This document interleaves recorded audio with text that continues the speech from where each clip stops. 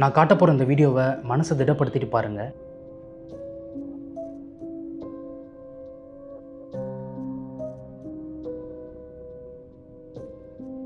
நீங்கள் பார்த்த இந்த வீடியோ யூடியூப்பில் இருக்கிற மோஸ்ட் டிஸ்டர்பிங் வீடியோவில் ஒன்று. இந்த வீடியோட பேர் என்னன்னு தெரிஞ்சுக்கிறதுக்கு முன்னாடி இந்த வீடியோவில் வர்ற இந்த கேரக்டர் யார் அப்படின்றது தெரிஞ்சுக்கலாம். இந்த வீடியோவில் நம்ம பார்க்குறது என்னென்னா, ஒரு பெண்ணோட உருவம் கேமராவை நோக்கி மெதுவாக வருது. ஆனால் இந்த ஃபுல் வீடியோலையும் எந்த ஒரு சத்தமுமே இல்லை. ரொம்ப ரொம்ப அமைதியாக இருக்குது. ஒரு பெண்ணோட உருவம் எதுவுமே பேசாமல் கேமராவை நோக்கி மெதுவாக வர்றது பார்க்குற எல்லாருக்கும், ஏன் எனக்கும் உங்களுக்கும் கூட ஒரு வித்தியாசமான உணர்வை கொடுத்துருக்கோம். இப்படி பயமுறுத்துகிற மாதிரி இருக்கிற இந்த வீடியோ எங்கேருந்து வந்தது தெரியுமா?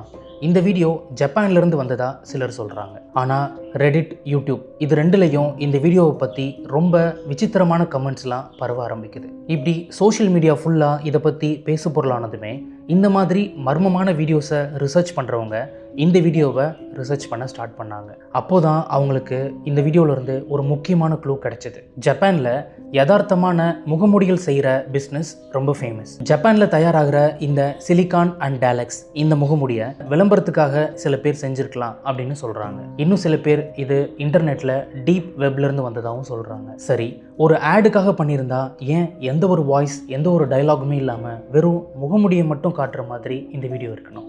மை சிஸ்டர் EXT அப்படின்ற இந்த வீடியோ யூடியூப்பில் லீக் ஆகி எல்லாரையுமே பயமுறுத்திட்டுருக்கு. நிஜமாவே ஒரு விளம்பர கம்பெனி இதை பண்ணியிருப்பாங்களா, இல்லை வேற ஒரு தனிநபர் இதுக்கு காரணமா?